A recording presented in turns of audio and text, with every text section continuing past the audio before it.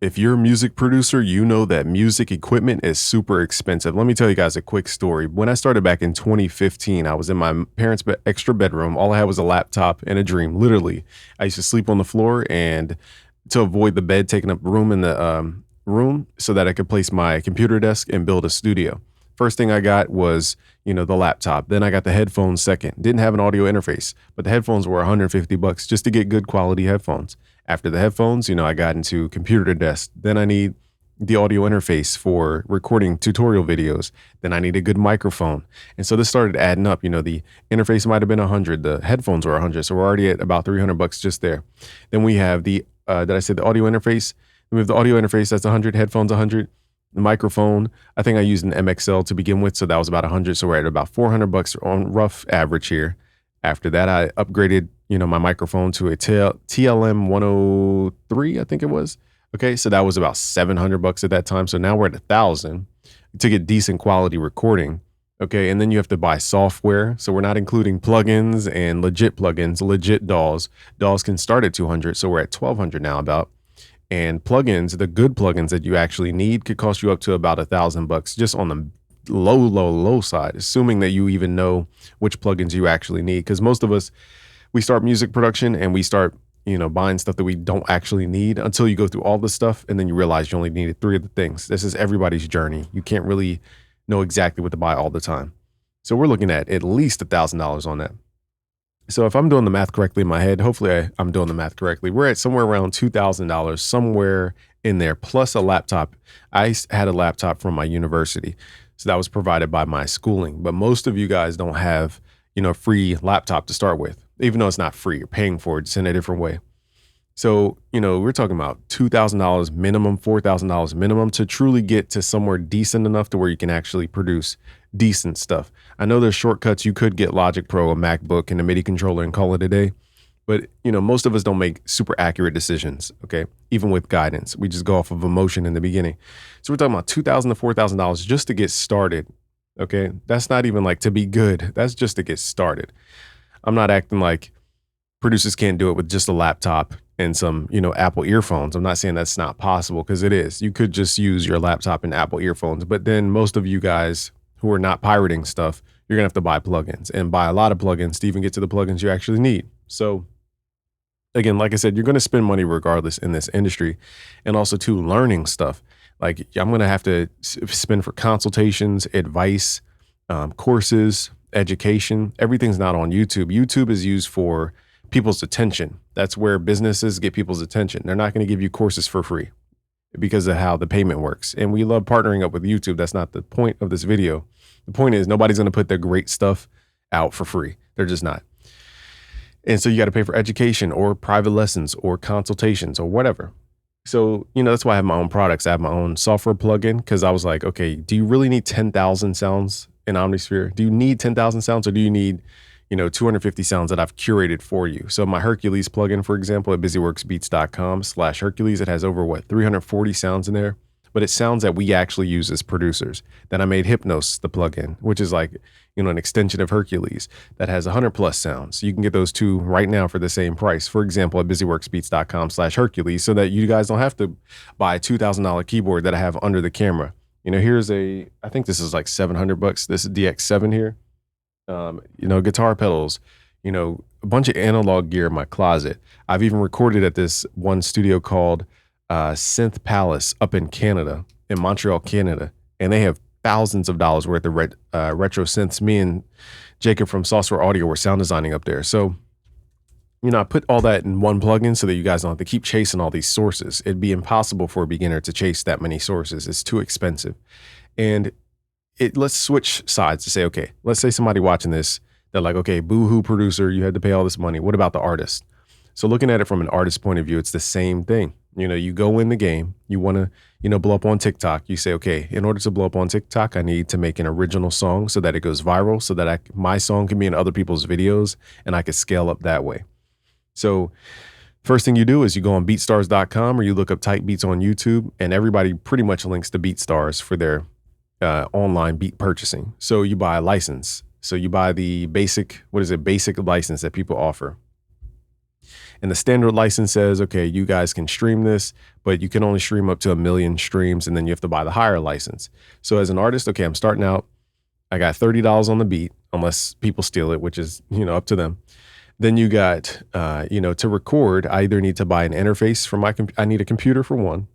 Okay, so that's plus $1,000 plus. You need the audio interface for two, so that's at least $100, depending on what version of audio interface you guys get.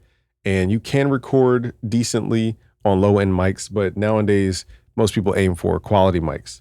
Now, again, I'm leaving out the people who just use their phone and BandLab to record, okay? So I'm skipping over people who just kind of hack their way through it, not saying they're wrong. So let's say you have, again, the beat costs about $50. Let's just say it costs $30. Audio interface costs $100.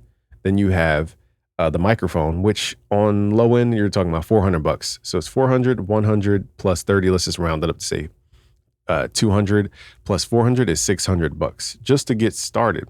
And then you need a SoundCloud. Then you need a distributor. Then you got to buy, the Content ID feature. Then you got to buy all these features. So then you got to buy promotion. Okay, so let's add this up. So we got about 100 for audio interface. We got 100 for the beat. Let's say you have multiple beats, so let's just round it up to 100. So that's 200. The mic costs 400, so that's 600. Let me write this down. We got 600 so far. And then the distributor is going to cost you a certain amount per year. Let's just say they charge you about $60 per year, up to $100 per year. So that's another 100, roughly speaking. So you're at 700. Then we're talking about distribution across promotion. So you're talking about hundreds of dollars in promotion. Let's just say $300 you're willing to spend on promotion. So now we're at $1,000 just for a couple songs to exist on the internet. And this is not the end, because again, to get to the fourth song, the fifth song, the sixth song, you have to repeat this. Whereas a producer does not have to repeat buying a beat over and over and over again. They don't have to repeat buying promotion over and over again. They buy the thing one time and then it lets them grow from there. So artists have it a little bit worse, I would actually argue, because when I used to go to recording studios, let me tell you guys another story. I used to record at Forge Recording Studios, and I would go in there. I think it was like 8. I ordered the big room, so it was just me in a room that I did not need, but it just looked cooler and it felt better. And so we recorded through, I believe, an SSL analogous console. It wasn't the SSL, but I forget the exact company.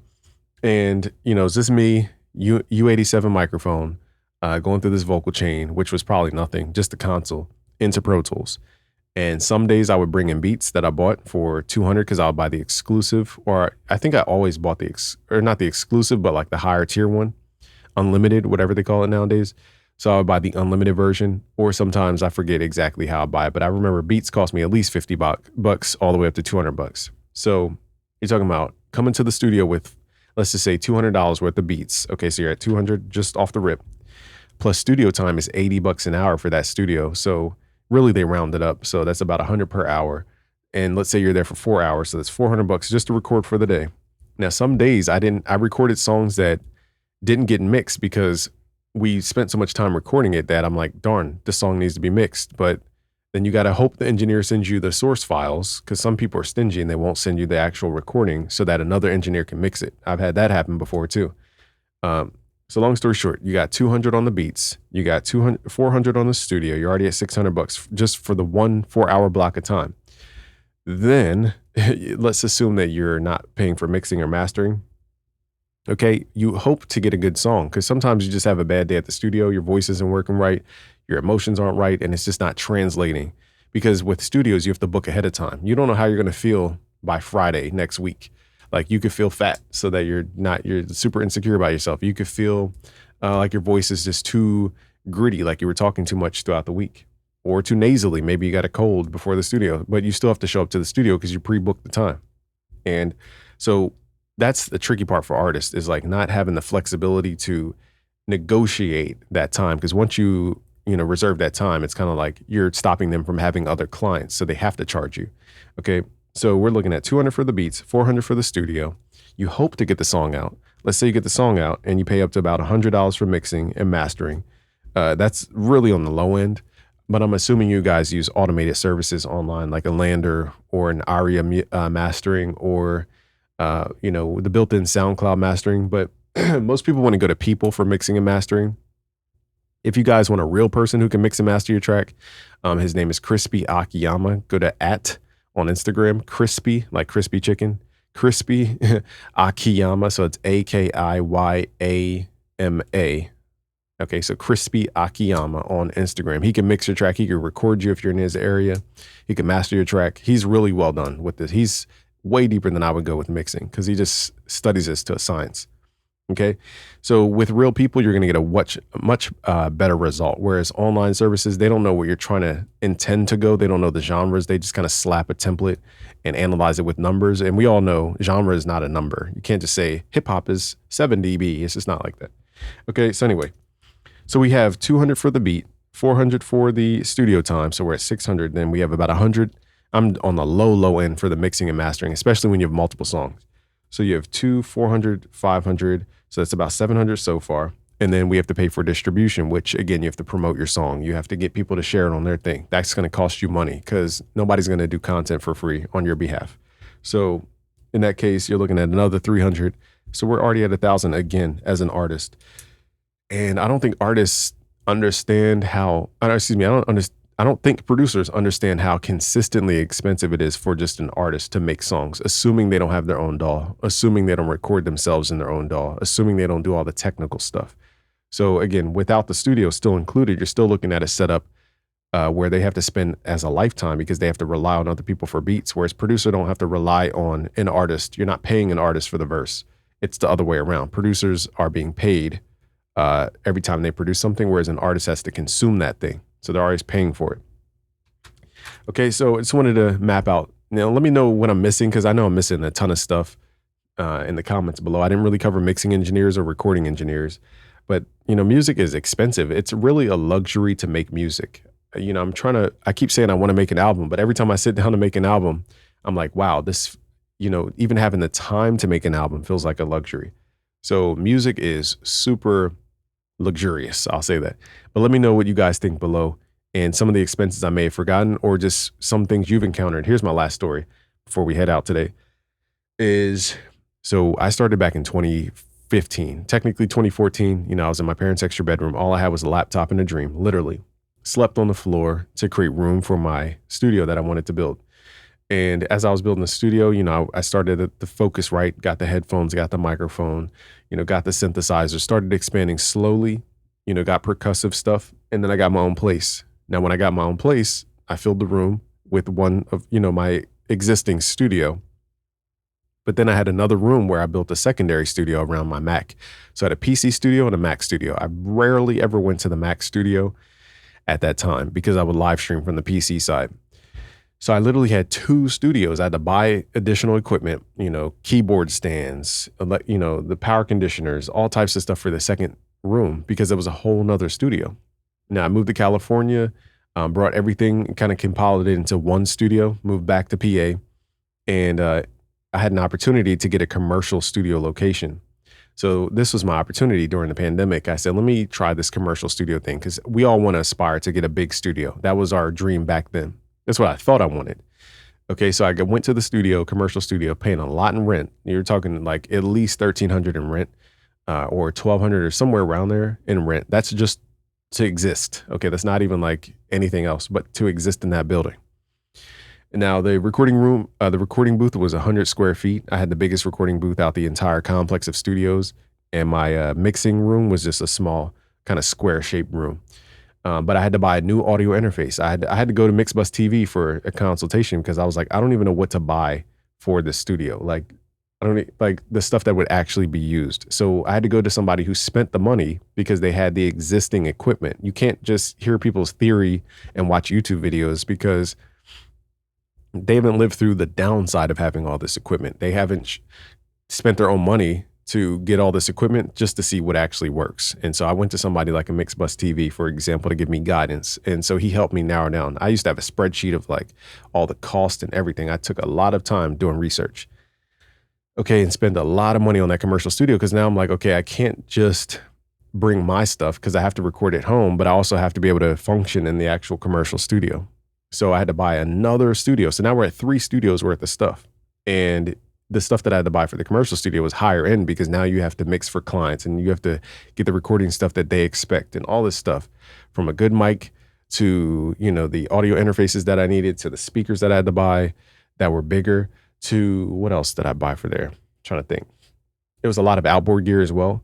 Okay. So because I had to think is if I weren't in the studio, can I have an engineer, run sessions for me or, on my behalf? And so that's how I had to think. So I'm like, well, you can't just get the audio interface. Now you need the converter. Well, it is an audio interface, but now you need the compressor. Now, if you want a compressor for your vocals, you need multiple compressors if you want to compress other stuff. So now I got to buy what is it called? The 550 series, 500 series of stuff. Now you got to buy the chassis because then, it's like, what I'm trying to say is you think you can go in with just the bare minimum. And then you realize, okay, to get the one thing that you think you want, you have to get 7 other things to make that thing exist, plus cables. So it gets really, really, really expensive on the commercial studio side of things. And most people are not aiming for a commercial studio. I'll tell you guys, this is the last thing I'll say today.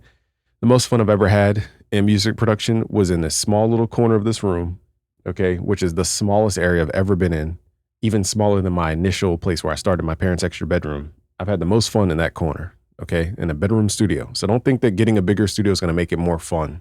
Okay, it's not necessarily the case. All right, y'all. Share your opinions and thoughts in the comments below. Share with a friend. Peace.